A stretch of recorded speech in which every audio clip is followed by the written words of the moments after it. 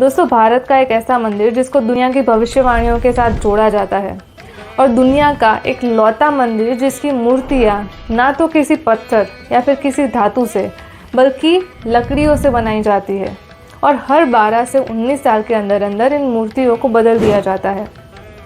और इस प्रक्रिया के दौरान सारे शहर की लाइट्स बंद कर दी जाती है। क्या आपने कभी ये सोचा कि इसके पीछे का कारण क्या हो सकता है? इतना सुनकर आप शायद समझ ही गए होंगे कि मैं किस मंदिर की बात कर रही हूँ।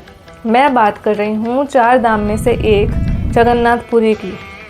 हालांकि इस मंदिर के कई सारे राज हैं, लेकिन अगर इस राज को साइंस के साथ जोड़ा जाए तो आपको पता चलेगा कि आजकल की जो साई-फाई मूवीज़ है और कई साइंटिस्ट जो अपने आविष्कारों को अपने नाम से प्रसिद्ध कर रहे हैं, वो हमारे भगवान कई युगों पहले आकर दुनिया को दिखाकर चले भी गए।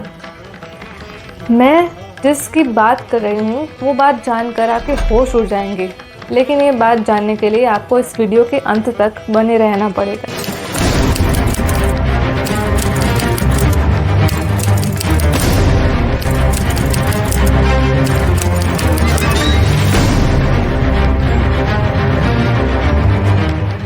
महाभारत के युग के बाद श्री कृष्ण भगवान एक दोपहर पेड़ के नीचे विश्राम कर रहे थे और उसी समय एक शिकारी जिसका नाम जरा था, उसने श्री कृष्ण भगवान को हिरण समझकर उन पर तीर छोड़ दिया और वो तीर जाकर लगा श्री कृष्ण भगवान के चरण में। और उसी वक्त श्री कृष्ण भगवान समझ गए थे कि उनका धरती पर आने का उद्देश्य अब पूरा हो चुका है। विष्णु भगवान के 8वें अवतार का ये अंतिम चरण था और इसलिए उन्होंने अपने प्राण त्यागने का निर्णय लिया। और जैसे ही ये बात पांडवों को पता चलती है, वो दौड़े आते हैं अपने प्रिय मित्र का अंतिम संस्कार करने के लिए। अग्नि में विलीन होने के बाद श्री कृष्ण भगवान का पूरा शरीर पंच तत्वों में विलीन हो जाता है, लेकिन एक चमत्कार होता है और श्री कृष्ण भगवान का हृदय वैसे का वैसा अक्षत बचा रहता है। अर्जुन ने उस दिव्य हृदय को लकड़ी के टुकड़े पर रखकर उसको नदी में बहा दिया और उसके बाद समुद्र की लहरों ने उसको उड़ीसा के तट पर जाकर रख दिया, जहाँ राजा इंद्रद्युम्न को प्रेरणा मिली कि वो उस दिव्य पदार्थ को प्राप्त करे और उसका मंदिर बनवाए। राजा इंद्रद्युम्न ने नीलमाधव के स्वरूप में उस हृदय को पाया और भगवान विश्वकर्मा ने देव रूप धारण करके भगवान जगन्नाथ, बलभद्रा और सुभद्रा की मूर्तियां बनाई। इस प्रक्रिया के बाद हर 12 से 19 साल के बाद उन मूर्तियों को नया रूप दिया जाता है और हृदय को पुरानी मूर्ति से उठाकर नई मूर्ति में स्थापित किया जाता है।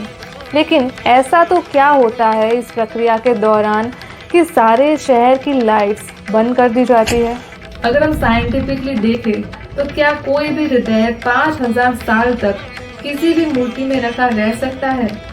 अभी तक तो उस हृदय को सड़कर खराब हो जाना चाहिए था, लेकिन वो हृदय यानी कि वो दिव्य पदार्थ आज तक धड़क रहा है। दोस्तों, शायद ये हो सकता है कि वो कोई हृदय है ही नहीं, बल्कि वो उस जमाने की साइंस का आर्क रिएक्टर हो सकता है। दोस्तों, आप ये बात सुनकर अपनी भावनाओं को ठेस मत पहुंचाइएगा, लेकिन आप ये सोचो कि हमारा साइंस पहले से ही कितना ताकतवर था कि जिस आर्क रिएक्टर को आज हम आयरन मैन मूवी में देख रहे हैं और साइंस जिस पर आज काम कर रही है वो हमारे पुराणों का हिस्सा रह चुका है। हाँ दोस्तों, वही वाला चमकता हुआ ग्लोइंग आर्क रिएक्टर जिसको हमने आयरन मैन मूवी में देखा हुआ है। चलिए, सबसे पहला पॉइंट तो ये है कि जगन्नाथपुरी के मंदिर में भगवान श्री कृष्ण का दिल रखा हुआ है एक लकड़ी की बनी हुई प्रतिमा के अंदर। लेकिन अगर वाकई में ये दिल है तो फिर इसको एक मूर्ति के अंदर से निकालकर दूसरी मूर्ति में शिफ्ट क्यों करते हैं? ऐसा कहा जाता है कि एक बार एक इंसान ने इस प्रक्रिया को छुपकर देखने की कोशिश करी थी और वो ये बताते हैं कि वो हृदय एक चमकता हुआ गोला है और उस हृदय से एक लिक्विड निकल रहा है। शायद वो लिक्विड मर्क्यूरी हो सकता है और इसी वजह से वो लकड़ी की मूर्तियाँ कुछ सालों के अंदर बिगड़ जाती होंगी और इसी वजह से मूर्तियों को हर 12 से 19 साल के अंदर अंदर बदल दिया जाता है। और इस प्रोसेस के दौरान सारे शहर में कर्फ्यू लग जाता है। मंदिर को सीआरपीएफ अपने कमांड में ले लेती है और किसी को भी मंदिर में आना जाना मना होता है। सिर्फ मंदिर के मुख्य पुजारी जो इस रिचुअल को परफॉर्म करने वाले होते हैं वही मंदिर के अंदर जा सकते हैं और पूरे शहर की लाइट्स बंद कर दी जाती है। लेकिन ये हृदय बदलने की परंपरा तब से चल रही है जब भारत में बिजली आई भी नहीं थी। तो दोस्तों शायद ऐसा हो सकता है कि जब इलेक्ट्रिसिटी के आने के बाद पहली बार हृदय को शिफ्ट किया होगा तब ऐसा कुछ ना कुछ तो हुआ होगा कि मंदिर की अथॉरिटी ने मजबूरन सारे शहर की लाइट्स बंद करने का फैसला लिया होगा। अगर हम साइंटिफिकली देखें तो क्या कोई भी हृदय 5000 साल तक किसी भी मूर्ति में रखा रह सकता है? अभी तक तो उस हृदय को सड़कर खराब हो जाना चाहिए था। अब आप मुझे ये बताओ कि एक हृदय इलेक्ट्रिसिटी सिस्टम को कैसे डिस्टर्ब कर सकता है?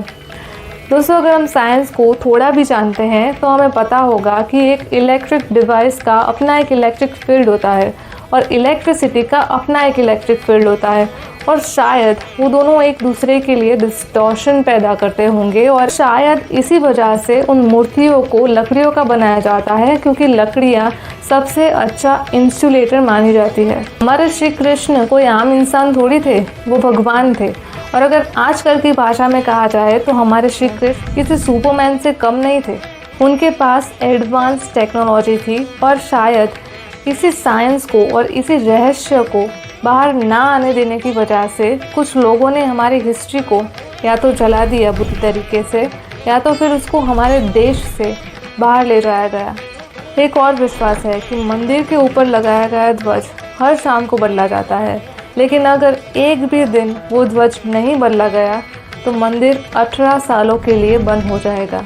लोगों का ये मानना है कि जगन्नाथपुरी में भगवान विष्णु प्रसाद ग्रहण करने के लिए आते हैं और इसी वजह से वहाँ पर एक भव्य रसोई है जहाँ पर प्रसाद बनाया जाता है और ये मान्यता है कि भक्तों के लिए वो प्रसाद ना ही तो कभी कम पड़ता है और ना ही तो एक भी दाना प्रसाद का वेस्ट होता है।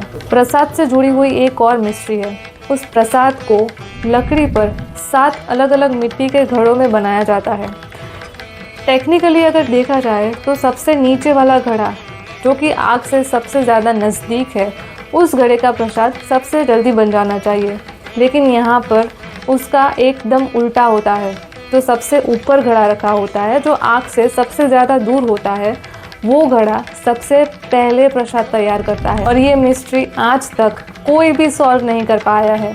जगन्नाथ जी की पावर्स और मंदिर के रहस्यों को एक वीडियो में उतारना थोड़ा सा मुश्किल है और जगन्नाथ जी का मंदिर भारत के इतिहास का एक छोटा सा हिस्सा है। दोस्तों मैं अमी और मैं लेकर आऊँगी आपके लिए एक और नई कहानी एक नए वीडियो में। तब तक के लिए आप अपने ओपिनियंस कमेंट्स बॉक्स में ज़रूर बताइएगा। जय हिंद, जय भारत।